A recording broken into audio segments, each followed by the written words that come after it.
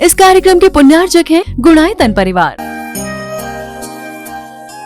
गुणायतन परिवार द्वारा भोपाल में बड़ी सार्थक पहल की गई है, जिसमें बच्चों को संस्कार युक्त और गुणवत्तापूर्ण शिक्षा देने का मौका मिल रहा है। ये बच्चों की व्यवस्था की गई है, जिसमें 6वीं 7वीं के बच्चे इस साल लिए जाएंगे और 11वीं 12वीं और सीए फाउंडेशन के बच्चों को यहाँ रखा जाएगा। ये मेधावी छात्रों को प्रावीण्य के आधार पर उसे प्रविष्टि मिलेगी। पूरे देश भर से प्रविष्टि आएगी। प्रत्येक कक्षा में मात्र 30-30 बच्चों का ही चयन होगा और चयनित बच्चे वे होंगे जो अपनी प्रतिभा के बल पर चुने जाएंगे और उनको एक प्रकार की स्कॉलरशिप दी जाएगी। ये छात्रवृत्ति के तहत पढ़ेंगे। गुणायतन के समाज कल्याण की दिशा में एक बहुत अच्छी पहल है और ये सार्थक पहल है। इसकी शुरुआत भोपाल से हो रही है। ये भोपाल वालों के लिए बहुत गौरव का विषय है। इसके लिए गुणायतन के साथ विद्यासागर इंस्टीट्यूट और सेज और एपीटी, इन तीनों को भी मैं बहुत बहुत आशीर्वाद देता हूँ।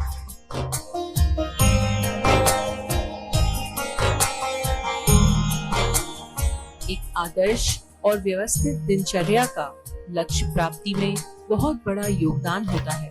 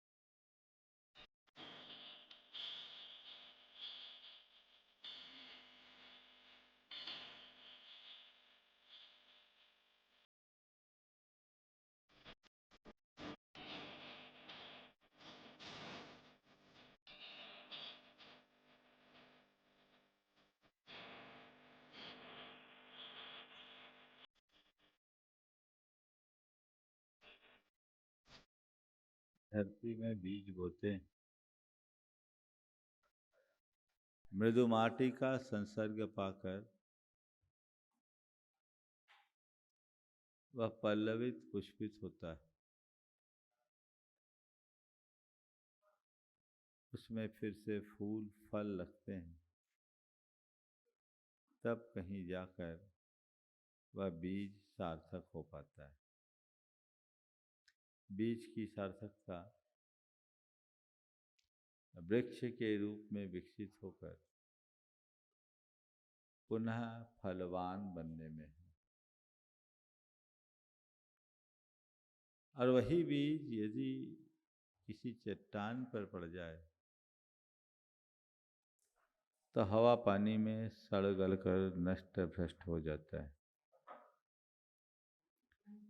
मिट्टी में समाकर भी बीज मिटता है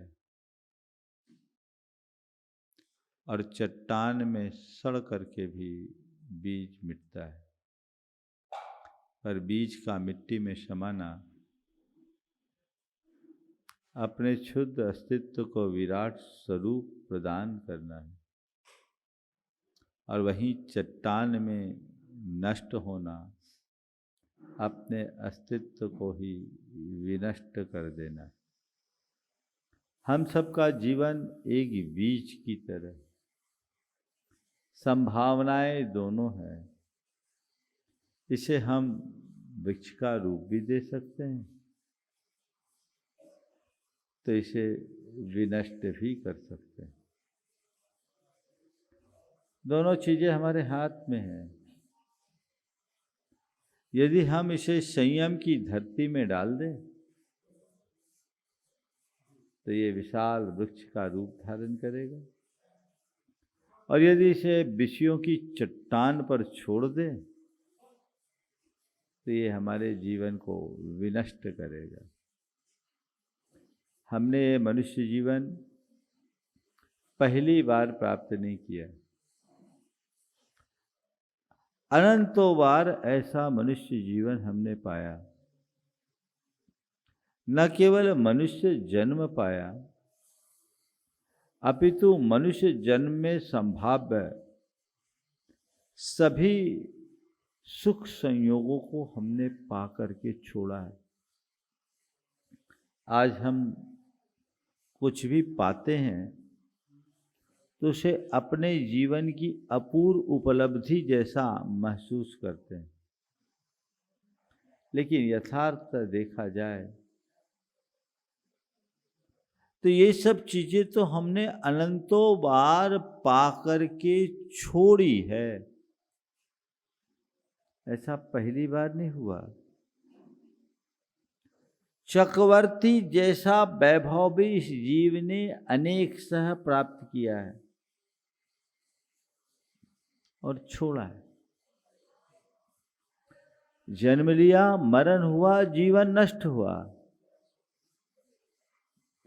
लेकिन जन्म पाकर जो जन्म को सार्थक बनाता है उसका ही जीवन धन्य होता है।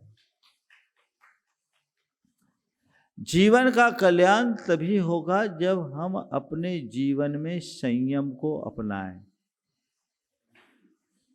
संयम के अभाव में हमारा जीवन व्यर्थ हो जाता है। 4 शब्दों के माध्यम से आज की 4 बातें। अर्थ, व्यर्थ, अनर्थ और परमार्थ। चारों में अर्थ है, लेकिन सबका अर्थ अलग है। अर्थ को जानो।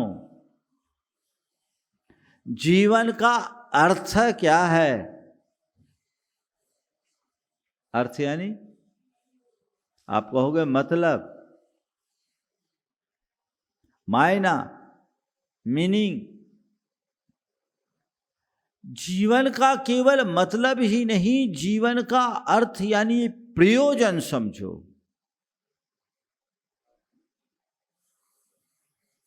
जो अपने जीवन के अर्थ को जानता है वही परमार्थ को भज पाता है। मेरे जीवन का अर्थ क्या है? मेरे जीवन का मूलभूत प्रयोजन क्या है? कभी सोचने में आता है हमने मनुष्य जन्म किस लिए पाया हो? मनुष्य जन्म किस लिए पाया? कभी सोचते हैं? क्यों मिला ये मनुष्य जीवन? महाराज हमें तो पता ही नहीं, हम तो बस हो गए सो हो गए। ज्यादातर लोगों की कुछ ऐसी ही मनोदशा है, वो इसी भ्रांति के साथ जीते हैं। मनुष्य जन्म पा लिया, बस जी रहे हैं, जिए जा रहे हैं। मेरे जीवन का मकसद क्या है? अधिकतर लोगों के जीवन का या तो कोई उद्देश्य ही नहीं है, और उद्देश्य है भी तो बड़ा सतही है। एक ही उद्देश्य है, केवल पदार्थ और पदार्थ जन्य भोग, मौज मजा और मस्ती, यही उद्देश्य है। इसीलिए मनुष्य जीवन पाया। कुछ लोगों की तो धारणा है खाओ पियो मौज करो, जब तक जियो सुख से जियो, कर्जा लो और घी पियो। क्यों? हाँ, मरने के बाद लौटाने की तो बात ही नहीं है। ये आज की बात नहीं, बड़े बड़े पुरातन काल से चली आ रही उक्ति, यावत जीवेत सुखी जीवेत ऋणम कृत्वा घृतम पिबेत भस्मीभूतस्य देहस्य पुनरागमनम कुतः। जब तक जियो सुख से जियो, कर्जा लो पर घी पियो। ये सोच जिनकी है उनके लिए उपदेश की कोई आवश्यकता नहीं। वे केवल इस दृश्य जीवन को ही समझते हैं, उसकी तरफ ही दृष्टि रखते हैं। दृश्य जीवन से परे अदृश्य जीवन की तरफ उनकी कोई दृष्टि ही नहीं। उसको पहचाने। मुझे ये मनुष्य जीवन मिला तो क्यों मिला? केवल भोग विलास के लिए, मौज मस्ती के लिए? अगर भोग विलास मौज मस्ती को अपने जीवन का ध्येय बनाओगे तो आपाधापी में जीवन खो जाएगा, मृग मरीचिका में भटक करके रह जाओगे। भोग विलास से आज तक किसी को संतुष्टि नहीं मिली। केवल एक मृग मरीचिका की दौड़ है। ऐसा लगता जरूर है कि ऐसा करने से मुझे तसल्ली मिलेगी, मुझे संतुष्टि मिलेगी, पर मिलती नहीं है। थोड़ा और, थोड़ा और, थोड़ा और। ये हमारी तृष्णा को और अधिक बढ़ाने वाले ही हैं। लेकिन मनुष्य के जीवन की विडंबना ये है कि अपने जीवन की आखिरी सांस तक इस सत्य को स्वीकार नहीं कर पाता। अतीत का अनुभव ये जरूर बोलता है कि इसमें कोई सार नहीं है, लेकिन मन की आसक्ति कहती है एक बार और ट्राई कर ले, अब तक ना सही है, एक बार और, एक बार और, थोड़ा और, थोड़ा और, थोड़ा और, थोड़ा और कहते कहते पूरी जिंदगी खत्म हो जाती है, लेकिन इस और का कोई अंत नहीं आता। एक दिन गुरुदेव ने कहा था कि आप लोग पूरी जिंदगी एंड एंड एंड एंड कहते रहते हो, AND एंड, लेकिन कभी ये नहीं सोचते कि एंड एंड एंड करते करते ही दी एंड हो जाता है, END हो जाता है, होता है। जीवन की कहानी खत्म हो जाती है। तो जीवन का अर्थ, जीवन का उद्देश्य, जीवन के ध्येय को पहचानिए। मेरे जीवन का प्रयोजन क्या है? एक कवि ने सवाल किया कि ये जीवन किस लिए मिला?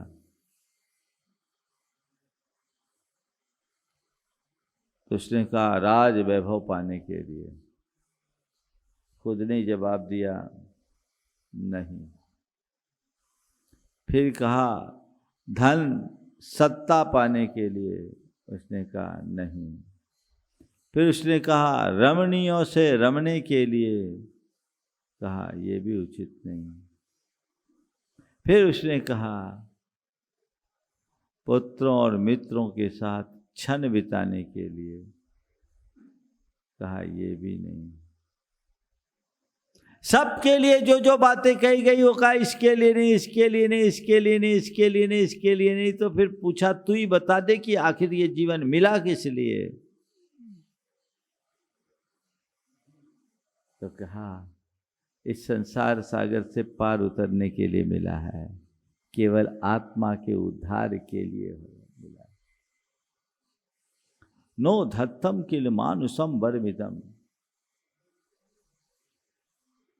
पुत्राय मित्राय वा, नो धत्तम किल मानुषम वर्मिदम चित्ताभिरामास्त्रिय, नो धत्तम किल मानुषम वर्मिदम लाभाय लक्ष्मेस्तथा, किंतु आत्मोद्धारणाय जन्म जलधेर धत्तम इदम मानुषम।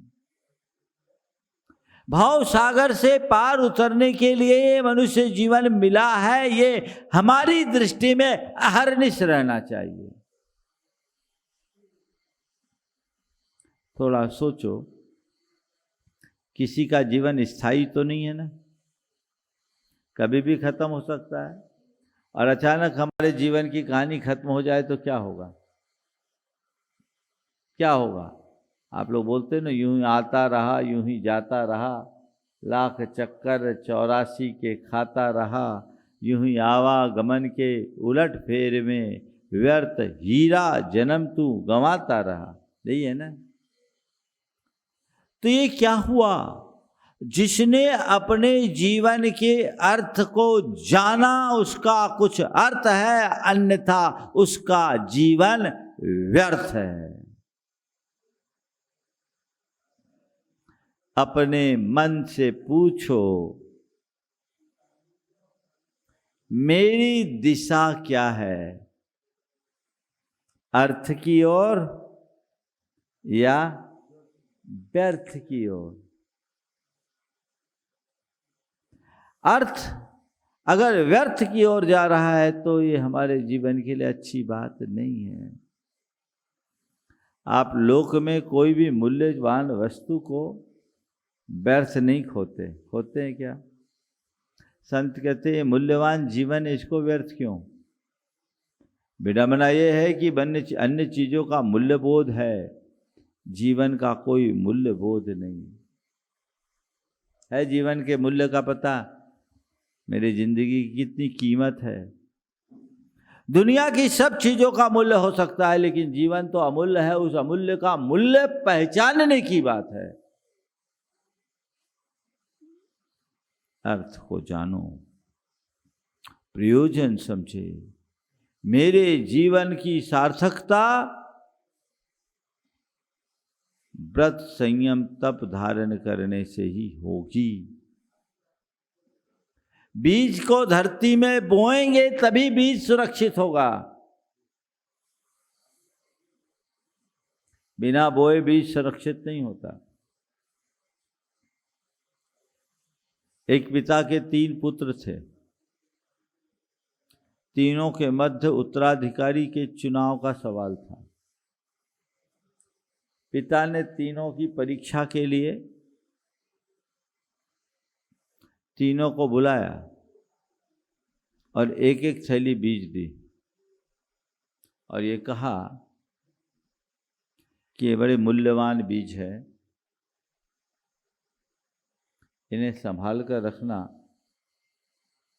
मैं 1 वर्ष के लिए तीर्थ यात्रा को जा रहा हूँ, जब लौटूं तो तुम इसे सही सलामत वापस करना।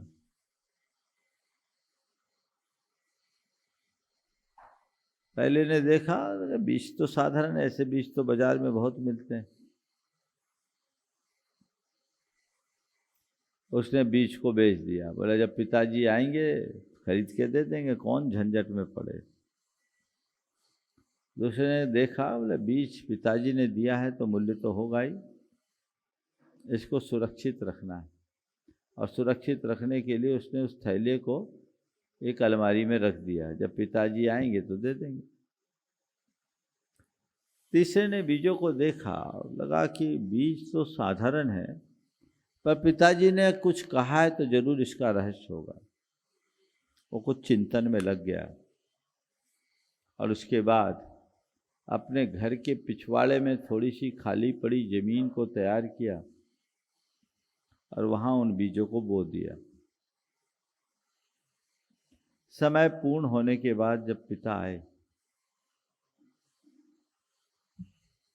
तीनों को बुलाया, बोले बेटे मेरे बीज सुरक्षित है, वापस दो।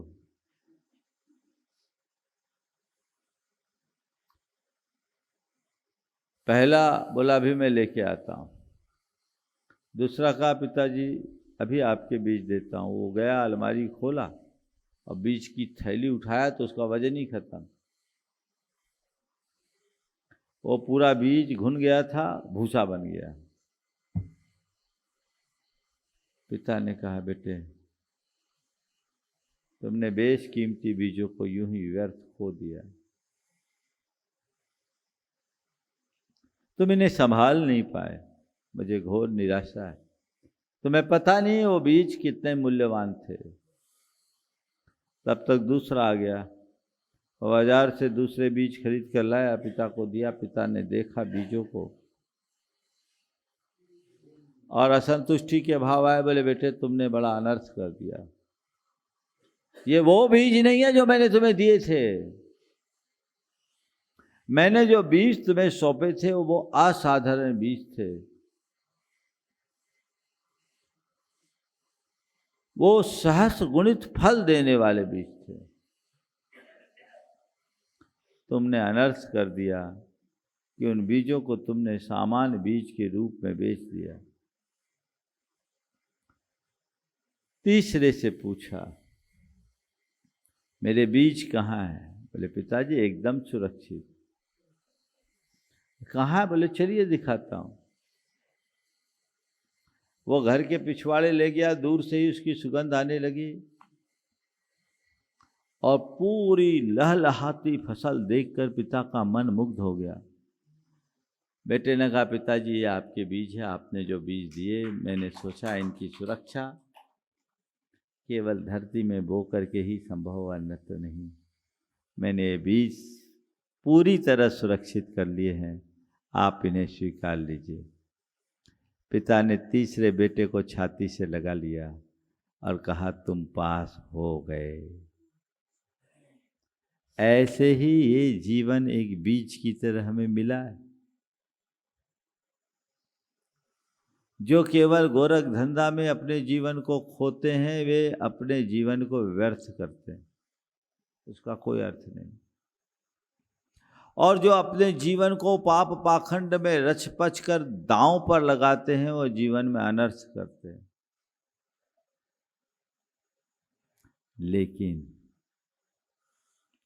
जो इस जीवन को संयम के मार्ग में लगा देते हैं, वे परमार्थ के साधक होते हैं, वे सिद्धि की उपलब्धि करते हैं। जीवन को परमार्थ में नियोजित करने की मनोभावना जागृत कीजिए।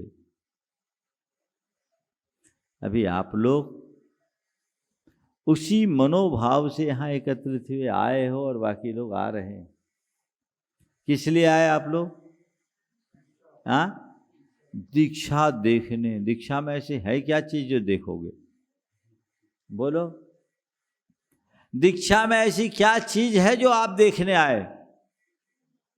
जिनके पीछे आप रात दिन पागल होते, वैसा तो कुछ नहीं है दीक्षा में। बोलो है क्या?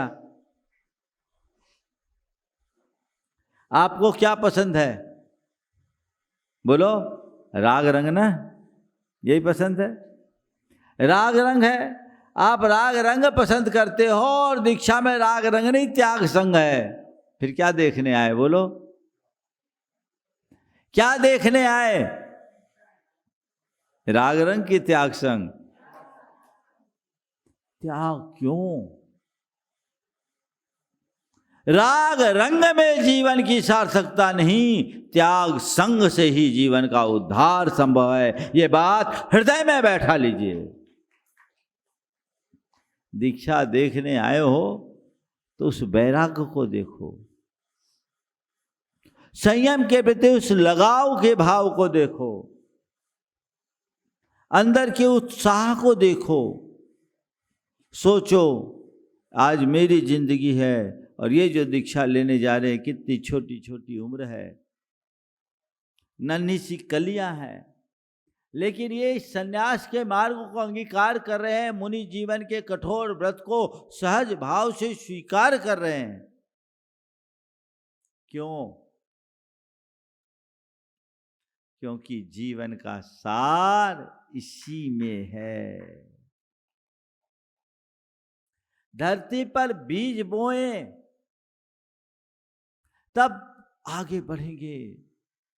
संयम की धरती पर जीवन के बीज को बोने वालों के जीवन में ही सुख शांति के फूल और फल लग पाते हैं। हमारे तीर्थंकर परमात्माओं ने क्या किया? यही मार्ग अपनाया ना। बोलो, उनके पास क्या कमी थी? कोई कमी थी क्या? कई लोग बोल देते हैं जिनके जीवन में कुछ कमी होती वो साधु बन जाते हैं। तीर्थंकरों से बड़ा साधु तो कोई नहीं बना। उनके जीवन में कोई कमी थी क्या? उन सब की कोई कमी नहीं थी जिसके पीछे तुम रात दिन लगे रहते हो, जिसको तुम खोजते हो। पर तीर्थंकर परमात्मा को उसकी तलाश थी जिसके बाद फिर कोई तलाश न बचे। वे कहते सुध परिचिदान भूदा सब बस विकाम भोग बंद कहा, ए तस्सु लंभो नवरिन सुलहो विहत। तुम्हारे द्वारा काम भोग और बंध की कथाएं जन्म जन्मांतरों में सुनी गई है, परिचय में आया, अनुभव में आया है, लेकिन ये सब दुखों को बढ़ाने वाले हैं, दुखों को घटाने वाले नहीं। सबसे बड़ा दुख तो आकुलता है, और जिनसे आकुलता की वृद्धि हो वो हमारे जीवन की पुष्टि नहीं कर सकता। वो हमारे जीवन को भीतर से त्रस्त करने वाले। मुझे आकुलता से मुक्त होकर जीना है, ये भाव अंतरंग में था, और उसी भाव से प्रेरित होकर भगवान सब त्यागते हैं। सब त्याग, कुछ नहीं, इनकी कोई आवश्यकता नहीं, इनसे कोई प्रयोजन नहीं, क्योंकि इनमें कोई उपलब्धि नहीं दिखती।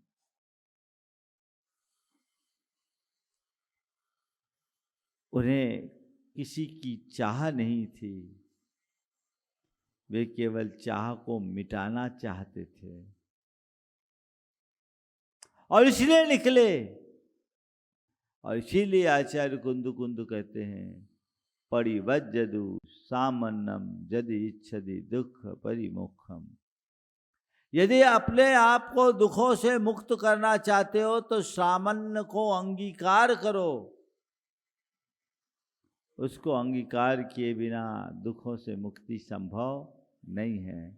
अब इस भाव में करो, चाहे तुम अनंत भाव बात करो, मार्ग तो यही है। हमारे तीर्थंकर परमात्मा ने हमें यही मार्ग दिया है। आप सब भाग्यशाली हैं कि तीर्थंकरों के द्वारा बताए हुए मार्ग पर चलने वाले निर्गंथ मुनियों का दर्शन, सानिध्य, प्रवचन और प्रेरणा प्राप्त कर रहे हैं। इनको पाकर के भी अगर अपना मार्ग न पकड़ो, जीवन की दिशा न बदलो, तो हमसे बड़ा अभागा फिर और कौन होगा? कोई होगा क्या? तो व्यर्थ न जाने दो, अर्थ को पहचान कर इसे परमार्थ से जोड़ने की कोशिश करे। अनर्थ तो कभी करना ही नहीं। पाप के मार्ग पर चलना अनर्थ है, और धर्म के मार्ग में न लगना व्यर्थ है। अगर आप जीवन पाकर के धर्म के मार्ग में नहीं लगे तो आपने अपना जीवन व्यर्थ खोया। आप जीवन पाकर के पाप के मार्ग में प्रवृत्त हो गए, आपने अपने साथ बड़ा अनर्थ किया। ये आत्मा को रसातल में ले जाएंगे। लेकिन नरभव को पाकर आपने जीवन को संयम से जोड़ दिया तो जीवन में परमार्थ घट गया। बोलो, ये निर्गंथ मुद्रा की ही तो महिमा है कि निष्किंचन अपरिग्रही साधु को भी इंद्र तक बंधन करता है। चक्रवर्ती नतशीश होते हैं। क्यों? बोलो, क्या है यहाँ? क्या है? कुछ है?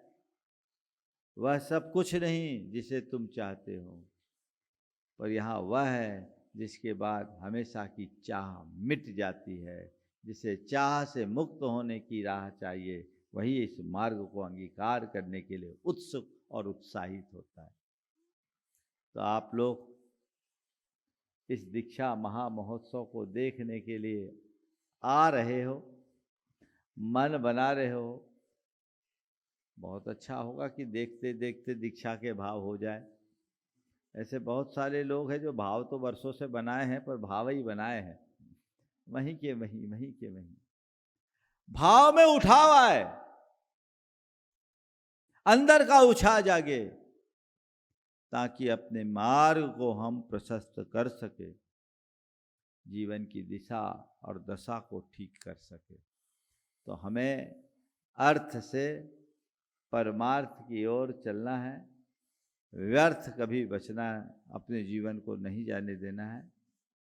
मेरे संपर्क में एक सज्जन,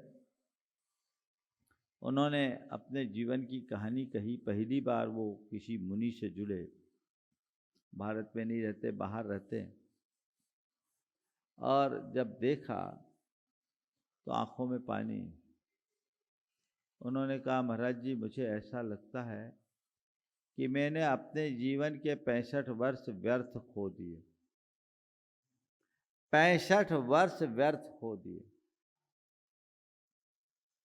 और उन्होंने कहा, महाराज जी, आपने आंखें खोल दी। मैंने जिनवानी चैनल पर आपके प्रवचन सुने, उससे मेरे जीवन की दिशा बदली, और आप जो बोलते वो सब चीज़ें मैंने अपने जीवन में घटित होता महसूस किया। संसार के सारे संयोग पुण्य पाप का खेल है, और ये सारे संयोग क्षणभंगुर है, नश्वर है, कब विनष्ट हो जाए कहा नहीं जा सकता। उन्होंने अपनी कहानी सुनाते हुए जो बात कही वो बहुत ध्यान से सुनने लायक है। उन्होंने कहा, महाराज जी, 6.5 वर्ष की उम्र में मैंने आधी दुनिया घूम ली।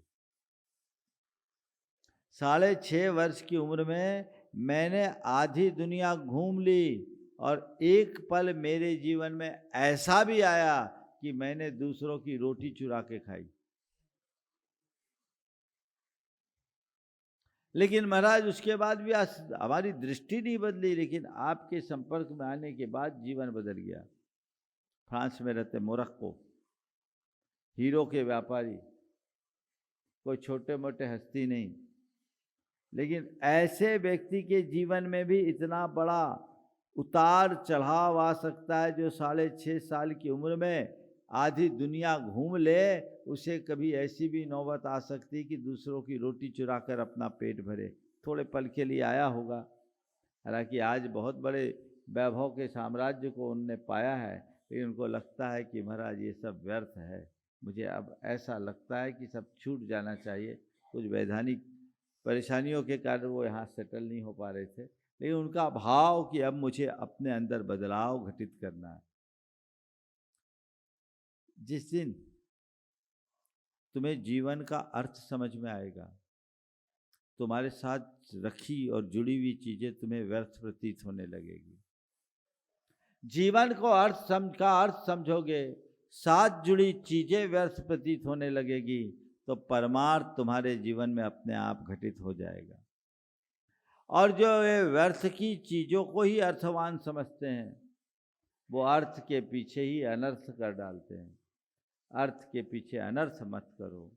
जीवन के मूल अर्थ को पहचानते हुए परमार्थ की सिद्धि का मार्ग अंगीकार करें, जिससे हम अपने आप को कृतार्थ कर सके, जो दे सके व्यर्थ को अर्थ, जो दे सके व्यर्थ को अर्थ, वही सिद्ध, वही समर्थ, वही सिद्ध, वही समर्थ। तो हम अर्थ को व्यर्थ कर रहे हैं, हमें व्यर्थ को अर्थ देने की कोशिश करनी है। आप सब ऐसी भाव भूमिका बना के रखें। आगे के 2 मिनट हम ब्रह्मचारी भाई जी को आगे के कार्यक्रमों की सूचना के लिए छोड़ रहे हैं। आप सब उन कार्यक्रमों की जानकारी प्राप्त करके अपने जीवन को परमार्थ से नियोजित करने का लक्ष्य बनाएं। परमार्थ करे या ना करे, परमार्थ को अपने जीवन का आदर्श बनाएं, तो यह भी हमारे जीवन के रूपांतरण का आधार बनेगा। अहिंसा परमो धर्म की।